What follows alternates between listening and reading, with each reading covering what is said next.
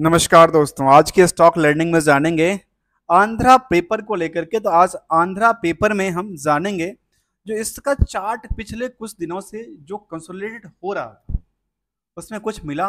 तो कहते हैं ऑब्वियसली कुछ ना कुछ तो मिला, और मिला ये जो लगातार इस चार्ट में देखने को मिली थी, जो गिरावट थी, गिरावट का लगातार यहाँ पे सेंटिमेंटल बनती नजर आती थी, वहां पे दोबारा स्टॉक ने क्या किया, रिवर्सल बनाने की कोशिश की है। फिलहाल रिवर्सल दो तीन ट्रेडिंग सेशन की बात करूं तो ये कितनी सस्टेनेबिलिटी है ये तो देखने वाली बात होगी, जो क्या इसका फंडामेंटली उस लेवल पर सपोर्ट करती है नहीं करती है।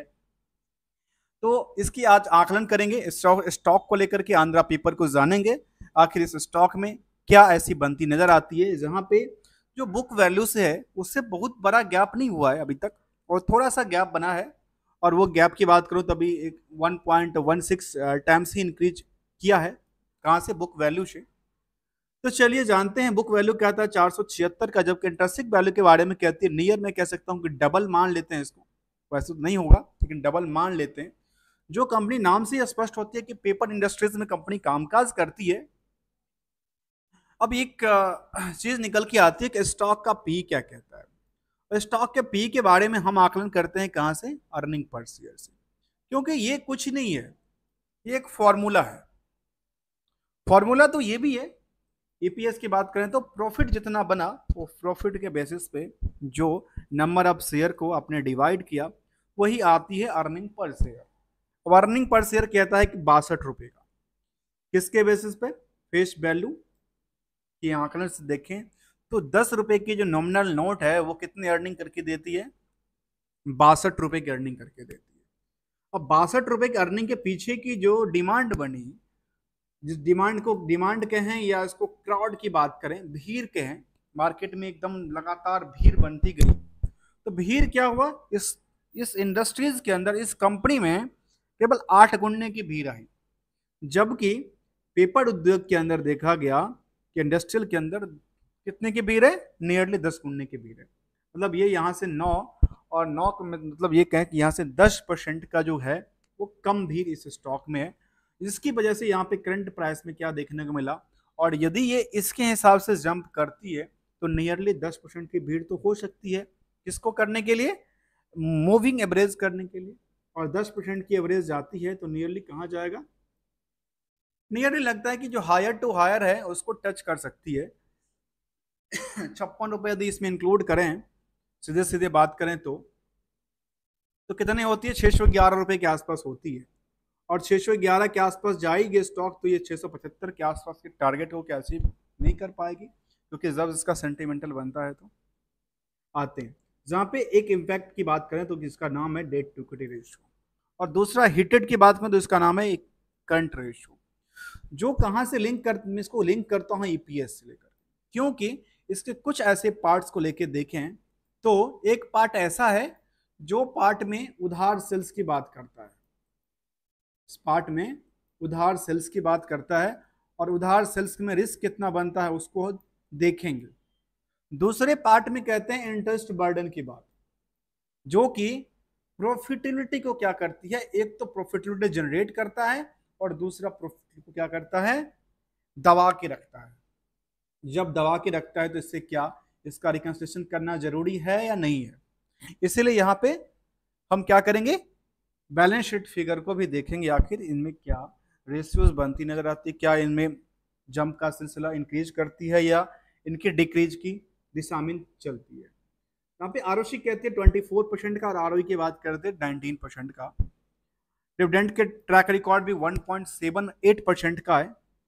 और जो 4 करोड़ के शेयर हैं उस 4 करोड़ के शेयर की बात करें तो प्रमोटर्स होल्डिंग 72%, अर्थात पोजिशन काफी अच्छी तगड़ी पोजिशन बनी हुई है, पोजिशन इसको लेकर के, इनकी प्रमोटर्स होल्डिंग। अब आते हैं अगले पड़ाव की तरफ जहां पे हम कंपेयर करने वाले हैं किसको, बैलेंस शीट पीएल को और इसकी चार्ट लेवल को। आखिर चार्ट लेवल में जो बनी दिशा देखने को मिली है, क्या ये सस्टेन करने लायक बनती है या नहीं बनती है। और एक सवाल और आता है, अक्सर माइंड में आती है इसलिए मैं बात करता हूं, एक सवाल आता है माइंड में, वो सवाल ये होता है जो क्या स्टॉक की जो प्राइस है यहाँ पे, ये प्राइस सस्टेनेबिलिटी वाली है या सेम रेंज में करेगी या गिरावट तो नहीं करती है, क्योंकि चार्ट में तो इस तरह अलग, चार्ट की अलग अलग चीजें हैं। इसके लिए मैं कहता हूं कि इसमें दो फैक्टर देखना चाहिए, जरूरी है। जब भी एंट्री और एग्जिट की पॉइंट की बात करें, एक तो जानना जरूरी है कि क्या वो एवरेज के आसपास की आ रही है कि नहीं आ रही, क्या आप पिक कंप्लीट पिक पे तो नहीं ले रहे हैं उसको, या फिर कंप्लीट बॉटम पे तो सेल आउट नहीं हो रही है, ऐसा कुछ बात। इसके बाद निकल के आती है जो मैं अपने स्टडी में हमेशा किस चीज़ को नोटिस करता हूँ और कहता हूँ, जो ये जरूरी नहीं है कि इन्वेस्टमेंट पार्ट को देखने के लिए जो इसका नीचे क्या करता है आया, ये इसको हम मानते हैं अभी के करंट की प्राइस को एंट्री पॉइंट। यहाँ से क्या होता है, यहाँ से दिखने वाली बात ये है, क्योंकि यहाँ भी ट्रेडिंग होगा ना, ट्रेडिंग नहीं होगा तो मार्केट फिर कल चलेगी कैसे। तो कोई बेचेगा, कोई तो कोई खरीदेगा। एंट्री और एग्जिट पॉइंट क्या कहें, किसको कहते हैं? यदि सब इसी एंट्री और एग्जिट पॉइंट को लेकर के बैठे रहेंगे, कब तक, जब तक मूविंग एवरेज नीचे ना जाए, कम ऊपर ना चला जाए, तो फिर ट्रेडिंग ही नहीं होगा। तो ट्रेडिंग के लिए क्या है, ट्रेडिंग के लिए एक ही स्ट्रेटजी जिसका नाम है टारगेट। टारगेट में दो चीज, एक टर्म टारगेट, एक है ग्रो टारगेट। इन दोनों को कंबाइंड कर दीजिए तो निकल के आ जाती है मार्केट की करंट और फ्यूचर पोटेंशियल की नींव। आते हैं जानते हैं पेयर्स को लेकर के क्या कहती है। पेयर्स में देखा गया कि सेंचुरी टेक्सटाइल से लेकर के जेपी पेपर और तमिलनाडु न्यूज प्रिंट तक की बड़ी बड़ी कंपनियां इसमें शामिल है। तो यहाँ पे देखा गया कि क्वालिटीज क्वार्टरली रिजल्ट की तरफ देखते हैं मूव करके, तो उसमें मैनेजमेंट की परफॉर्मेंस दर्शाती है, और वो ये दर्शाती है जो वाई वाई में क्या जंप करती है, कहती नहीं ये तो गिर गया। क्यू और क्यू में कहती है जंप करता है, नहीं गिर गया। अब कहती है कुछ और, तो कहती है जो कि ऑपरेटिंग प्रॉफिट मार्जिन की बात करती है, कहती है गिर गई। मैं सीधे सीधे बात करता हूँ, और किसी ऐसी जो डेटा यहाँ पे है उसी हिसाब से चलता हूँ। यहाँ पे देखा गया प्रॉफिट को लेकर क्या कहती है, कहती क्या प्रॉफिट सस्टेनेबिलिटी करती है, कहती नहीं। 170 करोड़, 154 करोड़, 119 करोड़ तक कभी प्रॉफिट बनाई थी, लेकिन लास्ट कुछ पीरियड में क्या थी, लगातार गिरती नजर आती।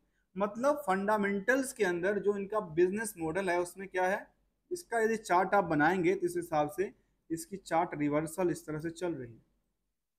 अब ऐसा क्या हुआ जो स्टॉक में ये देखने को मिला, जो यहाँ पे रिवर्सल होते होते स्टॉक ने जो 52 वीक की हाई टच किया था, वो कहाँ किया था, वो किया था यहाँ पे, वो क्या था इस टाइम पे। इसका टाइम फ्रेम की बात करूं तो निकल के आती है नियरली 11 अक्टूबर। उसके बाद दोबारा टच करने का प्रयास किया लेकिन टच नहीं हुआ। फिर उसने मार्केट ने क्या किया, इसको थोड़ा सा गैप अप बनाया, और फिर यहाँ पे मार्केट ने अच्छी खासी ऊंचाई से चढ़ने का प्रयास किया था, लेकिन हाई के बाद तोड़ने का प्रयास किया, और तोड़ती तोड़ती फिर यहाँ पे हाई भी बनाया और लो के साथ साथ कामकाज किया है। मतलब यहाँ पे लगता है कि हाँ जो अब जाके सस्टेन कर सकती है, ऐसा देखने को लग रही है। चलिए पड़ाव की तरफ चलते हैं और जानते हैं, जो जब उन्होंने फंडामेंटल को देखा तो इसमें कहते हैं कि ये क्या था, इनकी प्रॉफिट पार्ट में गिरावट देखने को मिला। इसके बाद ईयरली बेसिस की चर्चा कर लें तो इसमें कहती है, मैनेजमेंट ने जो दिया अपडेट उसमें कहती है कि यहाँ पे 12 महीने के डेटा और 1 साल के डेटा में क्या था, गिरावट। मतलब ये गिरावट, ऐसे ऑपरेटिंग प्रॉफिट की बात करें तो ये भी गिरावट में थी। नेट प्रॉफिट की बात करें तो कहती है 250 करोड़ की, ये क्या थी, यहाँ से देखें तो यहाँ से पिछले 2 साल के डेटा में क्या थी, गिरावट देखने को मिला। अब कुछ हिस्टोरिकल डेटाबेसिस पे कहती है कि सेल्स का ग्रो लेवल क्या था, प्रॉफिट की ग्रोथ लेवल क्या थी, जो का एक चीज दिखाती है कि अगले कुछ प्लांट्स इस तरह की है तो बिजनेस अच्छी कर सकती है। तो यहाँ पे देखने को मिला जो सेल्स जो पार्ट था उसमें गिरावट था। प्रॉफिट पार्ट में 3 साल तक अच्छी खासी जंप थी, 1 साल में गिरावट देखने को मिला। Stock price CGR on average ठीक है, और यहाँ पे रिटर्न इक्विटी की बात भी करीब नियर अबाउट द 20% के आसपास कहती है। मतलब एवरेज कुछ कुछ दिशा इसको कहती है, कहते हैं ना कुछ वीक पॉइंट्स कुछ स्ट्रॉन्ग पॉइंट की बात करती है। आते ही इस पॉइंट को लेकर के जो हमने अपने एक एक एस्पेक्ट को जानना चाहिए। जो प्रॉफिट है वो प्रॉफिट एक क्या है, ये बुक्ड किया प्रॉफिट है। इसके पीछे जानना जरूरी है कि बैलेंस शीट में क्या उन्होंने लोन लिया, लोन नहीं लिया, या डेटर्स का क्या कहते हैं, उधार का रिस्क क्या कहते हैं, उसके बारे में देखेंगे। चलिए तो देखने को ये मिलती है जो बोरोइंग्स को पार्ट को लेकर कंपनी ने क्या किया, अपनी बर्डन को बनाया, इंक्रीज किया। जब इंक्रीज किया तो ईपीएस में क्या हुआ, ईपीएस में पिट गई होगी। कैसे, इंटरेस्ट बर्डन को लेकर के। अब एक सवाल और आता है, तो क्या ये जो पैसा उन्होंने लिया, इंक्रीज किया, इसका यूटिलाइजेशन क्या हुआ, क्या इंजॉयमेंट के लिए हुआ या कंपनी के कुछ प्रोडक्टिविटी के लिए काम काज किया।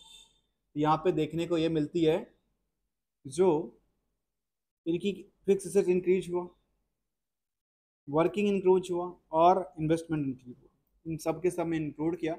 तो बाकी बाकी कुछ भी गया होगा, तो बाकी के बारे में कहते हैं, यहाँ पे कहती है नियरली कितने के 26 करोड़ के आसपास मार्केट में इनका क्या था, कैश पड़ा हुआ है, और 61 करोड़ का क्या पड़ा हुआ है, इनके पास डेटर भी उधार पड़ा हुआ है। और उधार का रिस्क की बात करें, उधार के रिस्क के बारे में कहती है कितना, करीब 12 दिन का। और इस 12 दिन के रिस्क में देखा जाए इसको लेकर के 61 करोड़ के बेसिस पे, 61 करोड़ के बेसिस में देखा जाए तो इसके हिसाब से ये एक कह सकते हैं जो प्रॉफिट के बेसिस पे गुड परफॉर्मेंस की बात करती है, किसको लेकर के, अपनी उधार सेल्स को लेकर, मतलब रिस्क फैक्टर ज्यादा नहीं बढ़ता। चलिए अगले पड़ाव की तरफ देखेंगे, इसको क्या कहती है इसको लेकर के, जहाँ पे हम एक एक एक्सपेक्टेशन को साथ देख रहे थे आखिर क्या कहती है। तो यहाँ पे देखने को मिला जो लगातार इनकी चार्ट ग्राफ बिल्डअप हुई, यहाँ पे अच्छी खासी ग्रो हुई थी, लेकिन कई दफा कुछ ऐसे पोजीशंस में कई बार गिरावट भी देखने को मिला है। और यहाँ पे अच्छी खासी 2023 में अच्छी खासी जंप थी स्टॉक को लेकर के, परफॉर्मेंस लेवल के लेकर के, मैनेजमेंट को लेकर के। आते हैं इसकी शेयर होल्डिंग पैटर्न को लेकर, इसके बारे में कंपनी क्या कहती है। इसके बारे में मैनेजमेंट ने अपडेट दिया और वो कहते हैं कि 72% के आसपास प्रोमोटर्स और 70% 28% के आसपास पब्लिक के पास तादाद है। उस आपस में कंपेरेटिव से पहले हम जानेंगे एक नज़र सेंटिमेंटल। सेंटिमेंटल के बारे में कहते हैं fixation of the record date of the subdivision of the come equity share of the, और इसने क्या किया है, इन्होंने डिवीजन की बात किया है और रिकॉर्ड डेट की बात करती नजर आई है। इस रिकॉर्ड डेट में क्या अपडेट्स हैं, इस पर भी चर्चा कर लेते हैं।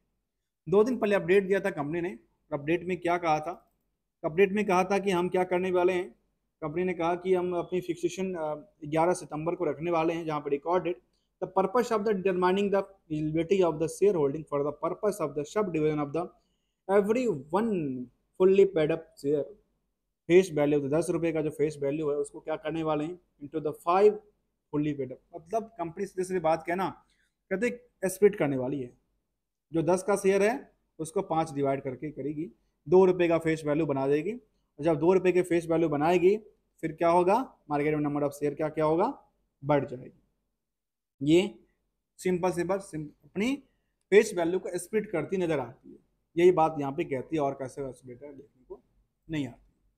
ये कुछ अपडेट था, इसके साथ साथ देखा गया कंपनी को लेकर के कि कुछ और अपडेट की तरफ देखते हैं, कुछ और अपडेट कहती है कि नहीं कहती, क्या कहते हैं solar Mandi loss of share investor meeting financial result की बात करती नजर आई है। आते हैं शेयर होल्डिंग को लेकर के, क्योंकि यह भी एक बड़ा इंपॉर्टेंट टॉपिक इसलिए है क्योंकि यहाँ पे एक चीज का पता चलता है कि यहाँ पे धीरे धीरे मार्केट में इंटरेस्टेड कितने हो रहे लोग, शेयर होल्डर की तादाद क्या कहती है, और लगातार क्या तादाद बढ़ती नजर आती है या घटती नजर आती है। ये एक ट्रेंडिंग दर्शाता है, किसके बेसिस पे, स्टॉक के डिमांड के बेसिस पे। यहाँ देखा गया कंपनी को लेकर के जो पिछले पीरियड में था नियर अबाउट द सेम रहा, लेकिन दिसंबर से तो अच्छी खासी जंप रही। मतलब ये कह सकते हैं यहाँ पे लगातार क्या हो रही है, यदि एवरेज हिसाब से देखें तो यहाँ पे लगातार क्या हो रही है, डिमांड शेयर होल्डर की बढ़ती नहीं जाती। तो जब मार्केट में अदर लोग आएंगे, सिंपल एक बात है, यदि मार्केट में और लोग आएंगे तो क्या होगा, कुछ ना कुछ तो डिमांड बढ़ेगी ना, क्योंकि जाने वाले तो कम होते हैं, आने वाले मार्केट में ज्यादा होते हैं। तो क्या होगा, डिमांड बढ़ेगी, डिमांड बढ़ेगी तो ऑब्वियसली स्टॉक की प्राइस बढ़ती रहती है। जहाँ पे इस कंपनी में ये भी देखा गया कि प्रोमोटर्स होल्डिंग, इस कंपनी का जो मेन है कंपनी वो है वेस्ट कोस्ट पेपर्स मिल्स, जो कि इसके पियर्स कंपनी में भी आया था, वेस्ट कोस्ट पेपर, जो कि इनका पियर्स में भी देखने को ये मिला था कंपनी।